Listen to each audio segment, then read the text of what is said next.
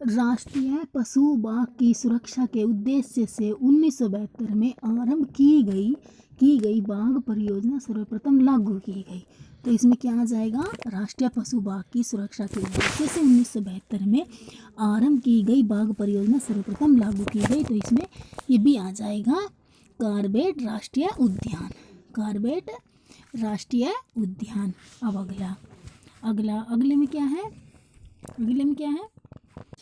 इसमें क्या है, साइबेरियाई सारस शीत ऋतु में 5000 किमी की दूरी तय करके साइबेरिया से भारत के किस उद्यान में ठहरते हैं।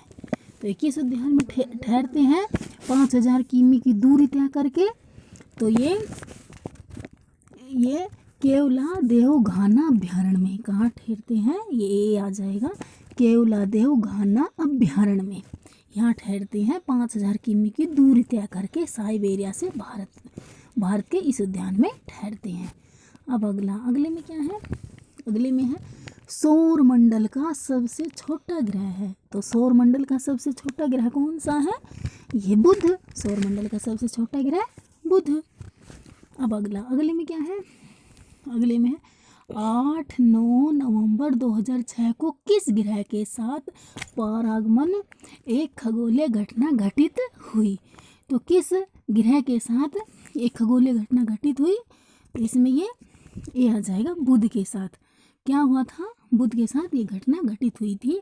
8 नवंबर को बुध की स्थिति ऐसी थी कि यह सीधे ही पृथ्वी और सूर्य के बीच आ गया था। 8 नवंबर को सीधे ही पृथ्वी और सूर्य के बीच आ गया था। उस दिन जैसे ही यह सूर्य को पार कर रहा था, इसकी पार्श्व छाया साफ साफ दिखाई पड़ रही थी। पृथ्वी और सूर्य के मध्य से बुध ग्रह के गुजरने को बुध का परागमन कहा जाता है। इस घटना के समय सूर्य पर बुध काले बिंदु की तरह दिखाई देता है। तो इसमें ये बुध आ जाएगा। अब अगले में क्या है, अगले में हाल ही में किस ग्रह पर प्रचंड चक्रवात का पता चला है। तो किस ग्रह पर चक्रवात का पता चला है, तो इसमें ये बी आ जाएगा, शनि पर। क्या, बी, शनि पर। क्यों, कैसिनी अंतरिक्ष यान ने शनि के दक्षिणी ध्रुव पर आए प्रचंड चक्रवातों की तस्वीर भेजी है। घने बादलों से घिरे विशाल आंखों से दिखने वाली ऐसे प्रचंड चक्रवात का पृथ्वी के अतिरिक्त सौर मंडल में और कहीं अस्तित्व नहीं है।